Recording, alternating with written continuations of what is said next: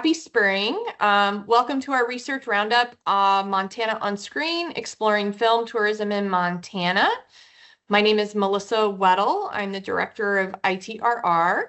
Next. Today, we're going to give you an overview of the research project. We have a variety of researchers on the call. So once the presentation's done, we'll stop the recording and then we'll open it up if anyone has any questions. As I mentioned, we're the Institute for Tourism and Recreation Research. We have been Montana's research arm for tourism and recreation industries for almost 40 years. We were established in 1987 at the University of Montana's W.A. Franke College of Forestry and Conservation. We are funded by a very small percent of the overall lodging facility use tax. And we provide objective research in tourism recreation to support the industry and across the state for strategic planning, marketing, policymaking, and management overseen by our Tourism Advisory Council. You can see to the right our research cycle, and actually this project is what we would call a TAC project, and we appreciate all of our Advisory Council members that help shape this. Next.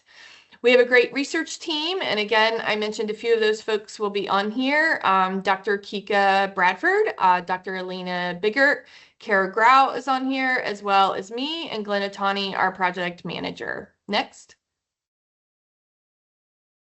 So ITRR is most well known for our non-resident analysis and resident analysis. We look at how many visitors come to Montana, their economic output, and what they are doing. We also have specialty projects. We work with the state parks with their visitation. We also do survey kits for a lot of rural communities. Next. And then we have what we call our TAC projects, and you can see where film tourism fits in. This was submitted by the State Film Office, and we have also been able to work with them closely. As you can imagine, film has increased all the way from A River Runs Through It, which is having its 50th anniversary, to all the other different types of film that happen in Montana. With that said, I will turn it over to our researchers. Thanks, Melissa. My name is Kika Bradford. I'm one of the social scientists here at ITRR and one of the co-leads of this project with Alina Biggert. And we were approached by the Film Tourism Office and from Commerce to address how film tourism has been shaping Montana tourism in general. And basically because, as Melissa was saying, film has had a long-standing relationship with Montana, both portraying the state on itself or its lifestyle or basically the history around it. And what we do know is that film and TV in general, they shape destinations awareness and travel intentions, not just in Montana, but also around the world. And the scenery and landscape here in Montana has been an asset to the state that we see in our non-resident study that Melissa was talking about, but also how it's been portrayed in the screen. And when we talk about film tourism, we're talking both film on itself as well as TV shows and other medias. And over here, we can see a little bit of where our respondents fall around what type of videos and films they were exposed to before actually coming to Montana. As I was saying, the definition of film tourism you used in this study was that it would include movies, TV shows, and all media content that were portrayed and filmed in Montana, for example, Chief Joseph Ranch, or places that were set in Montana, even if it was filmed elsewhere. So for example, it might have been filmed in Canada or Australia, but they were referring to Montana. We also included that in our study. And the purpose of this project was to understand how the exposure to Montana through films and TV influence travel decisions, the visitor behaviors once they get to Montana, and associated spending that they have while in Montana.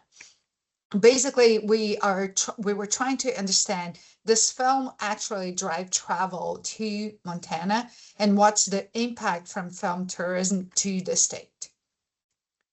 So the way we did this was through a mixed method process, like an online survey, basically asked people about like whether they have watched anything related to Montana, like using the definition that I just presented to you guys, and whether they have traveled to Montana and visit a film location within the past 5 years.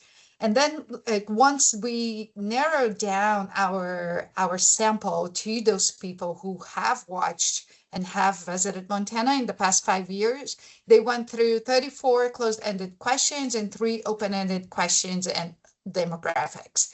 And at the end, we had like 311 valid responses. And what we found is that film tourism adds great value to existing trips to Montana. So films help to build awareness about the state, about things to do, places to visit, shapes expectations around like nature, around lifestyle, and influences where people are going within the state. So 7% of the people who responded to our survey told us that they extended their trip to specifically visit film sites. And 0.3% of those people came primarily for film tourism. The main drivers, as it's not super surprising, is the scenery. It's our main star of the films, of the shows, nature, landscapes, and the authenticity of lifestyle in Montana. They drive visitation, and they also drive this extension to visit film tourism areas. And what about like the contribution to the state? So what we did to understand how that was, how film tourism was impacting or is impacting the Montana's economy, we basically understood like the whole sample, 822 people who responded to the survey, before we narrowed it down to our inclusion criteria specifically to the state. And what we saw is that like of the 13.7 million travelers who came to Montana in 2024, we used the results from the survey to narrow down this funnel that you can see on the screen.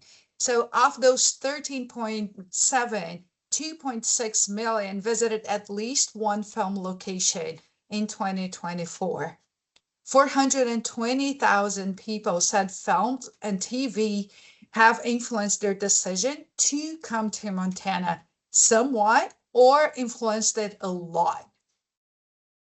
2%, so 285,000 people extended their trip to include a film site, and about like 100,000 of those people of the entire like visitors to Montana came primarily for film locations. And what they used to like what they did over here in the state was spending mostly on gas, lodging, and food, reporting a total spending of $740,000, like on all items. And this is like a valuable contribution, although like this is not specifically film driven, because they were reporting their total in their trip that included a film destination within Montana.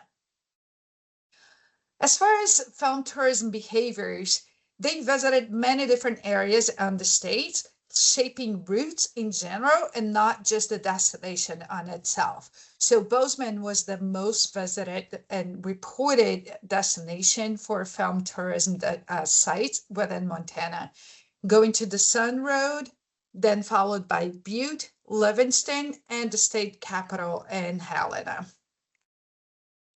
The majority of the visits were opportunistic visits. So 48% planned as add-on to their trip, but 44% was just spontaneous stop. They learned about it and they decided to do a self-guided exploration or taking quick pictures. And by quick, I mean the majority of the people spent less than 1 hour within the film tourism site. So we can see that that's very spontaneous and quick. And just about 2% of the people who reported this the time spent on film locations spent the night, and the majority actually spent more than 2 nights in the film location sites. And what about like revisiting intentions? What's the likelihood of these respondents returning to Montana and specifically visiting a different film location? Like we can see that it's kind of like quite divided. So a third of them said that they would come to Montana and visit as a different film or a TV location. And about half of people who responded to our survey said they would come back to Montana and visit the same film or TV show location. Now I'm gonna pass the floor to Elena, who will talk a little bit about the voices of these people.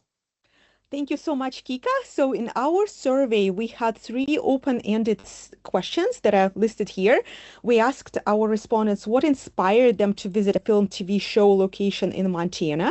We also asked them in what ways did the visit to the film TV show location in Montana met or did not meet their expectation, and also asked them if there was anything else they wanted to share with us about film tourism in Montana.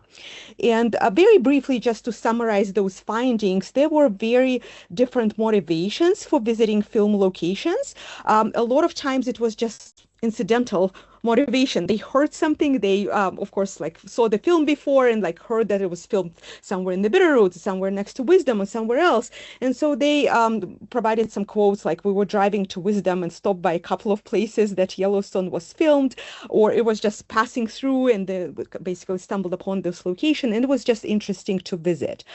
As mentioned before, popular shows definitely inspire interest. So, of course, all those shows that people watched made them realize how beautiful Montana is. And specifically, this scenery was that primary draw that people wanted to come here and see those mountains and rivers and experience that. So a lot of people also mentioned social and family connections. They wanted to show the kids the locations. They wanted to show their friends something that they saw on the screen. Again, they learned about it or maybe read about it before the trip, and then they wanted, once they were there, to show those locations. So this is about motivations, experiences and expectations. So that was very interesting. Also, people mentioned mixed expectations, but what was really interesting for us to hear is that most respondents reported that their experience either met or exceeded their expectations that they had before the trip. And there were quotes like exactly like the film. So they saw something on the screen, and then they came to visit that location, and it was just as beautiful as expected, or even better. So one quote that we included here, the scenery was stunning. It is hard to comprehend the vastness and beauty of the area from the film or television alone. I should mention that also some respondents mentioned some caution that, okay, it's so popular right now. We see all those beautiful locations on the screen. So when people come here, of course, it increases visitation for some. And so quotes like, I sure hope it doesn't ruin some of the secret gems in Montana were also present, although very little. I should also mention that there were a couple of quotes that said, oh, it's actually more developed than what we expected judging from the screen. So there were also a couple of those quotes, but the majority really mentioned that it met their expectations or exceeded their expectations. So to summarize, main takeaways from this study. So film tourism is best understood as an enhancement to an already strong tourism draw that is based mostly on Montana's outdoors and landscapes. So many of them are portrayed in the films. So people want to visit those locations. They are inspired by those locations. And of course, this does strengthens Montana's brand to some extent. Visiting film locations influences movement within the state, although small percentage, but still we saw that people are interested to stop by, although it's a short visit mostly, but they do want to see those locations that they saw on the screen. So mostly opportunistic behavior, as Kika mentioned earlier, a lot of people plan this pretty spontaneously. They heard about something and just wanted to stop by there and see that. So there is potential. It is strong, but it is definitely underutilized. And so we came up with a couple of implications and recommendations that I wanted to mention in the end here. So in general, film does bring people to Montana, but it shapes what they do once they're here. And with this information, it would be interesting to maybe increase that potential, and there are some opportunities here. So definitely increase awareness of locations, especially less well-known locations. Of course, river runs through it, and Yellowstone, they were mentioned very often. There are also less known locations, and especially in rural areas, would be worth promoting and basically making sure that people are aware of that. Set app that Film Tourism shared with us, I honestly did not know about this before we started this study, and we learned that a lot of our respondents also are not familiar with that. So promoting this better, using tools like this, apps, maps, and showing those locations would be very helpful. Disperse visitors geographically, again, visiting this more known, more remote locations would be helpful. And of course, strengthen partnerships among different organizations. It was a pleasure for us to work with the Montana Film Tourism. We also learned a lot, and just this collaboration across different partners, DMOs, other organizations in our state can really kind of build this potential on film tourism. So with this, I would like to encourage you all to subscribe to our ITRR newsletter that we started a few months ago so that you are aware of all our projects and findings that we do. Rachel just posted a link to the report, so you can all read more information. We only had a few minutes to share with you the findings, but there are more graphs, more information about our findings in this report.